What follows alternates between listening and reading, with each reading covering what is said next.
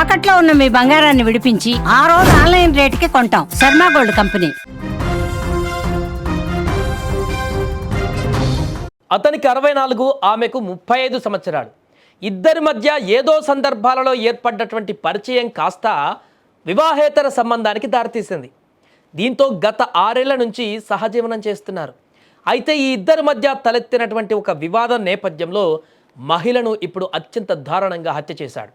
హత్య చేసిన తర్వాత మృతదేహం ఆనవాళ్లు కనిపించకుండా ఉండేందుకు ఆ వ్యక్తి చేసిన పని తెలిస్తే షాక్ అవ్వడమే కాదు, అతని క్రిమినల్ మైండ్ చూస్తే ఇప్పుడు మీరు ఆశ్చర్యపోతారు. అంత దారుణమైనటువంటి ఆలోచనతోనే చేశాడు ఈ మర్డర్. ఉత్తరప్రదేశ్లోని ఝాన్సీకి చెందిన రామ్ సింగ్ పరిహార్ అనే రిటైర్డ్ రైల్వే ఉద్యోగి ప్రీతి అనే మహిళతో గత 6 ఏళ్లుగా సహజీవనం చేస్తున్నాడు.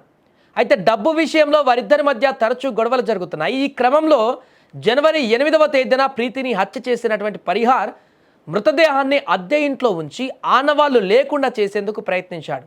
మృతదేహాన్ని ముక్కలుగా చేసి రోజు కొన్ని భాగాలను ఓ పెద్ద ఇనుప పెట్టెలో పెట్టి కాల్చడం మొదలుపెట్టాడు. ఎవరికీ అనుమానం రాకుండా 7 రోజుల పాటు ఇదే పని చేశాడు. శనివారం రాత్రి మిగిలిన శరీర భాగాలు కాలిపోయిన ఎముకలు ఉన్న పెట్టెలను తన రెండో భార్య ఇంటికి తరలించేందుకు ఓ లోడర్ ఆటోను మాట్లాడుకున్నాడు. ఇదే అతన్ని పట్టించిందిగా.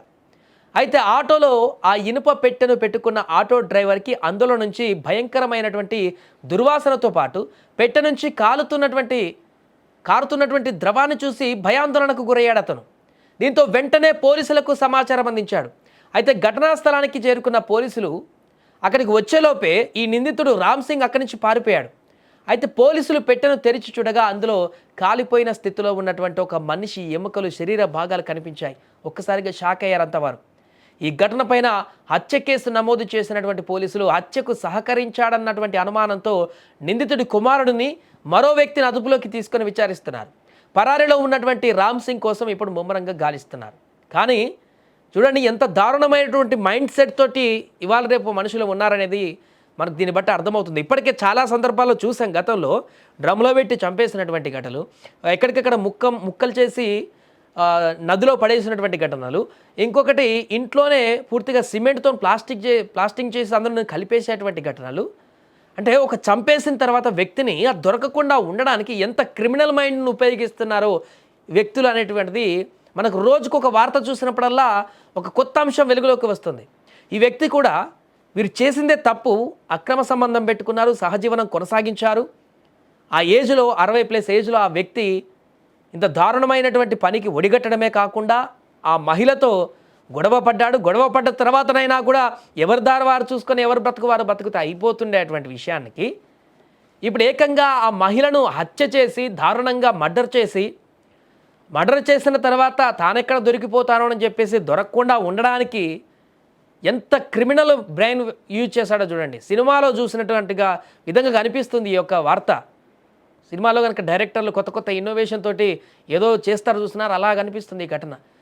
ఆ మహిళ బాడీని మొత్తం ఎక్కడికక్కడ పార్ట్స్ ముక్కలు చేసి, అంటే ఆనవాళ్ళు దొరకకుండా, సాక్ష్యాలు దొరకకుండా, అంటే రేపు పొద్దున ఎప్పుడైనా ఈ హత్యకు సంబంధించి అనుమానితుల్లో తనని చేర్చి పోలీసులు విచారించినా కూడా ఇలాంటి సాక్ష్యాధారాలు దొరకకుండా ఉండేందుకు ఆ బాడీనన్ని ముక్కలు చేసి పూర్తిగా ఎక్కడన్నా పడేసినా దొరికిపోతాయి, భూమిలో పాతి పెట్టినా మళ్ళీ దొరికిపోతాయి, వాటర్లో వేసినా కూడా గాలిస్తో దొరకవచ్చు.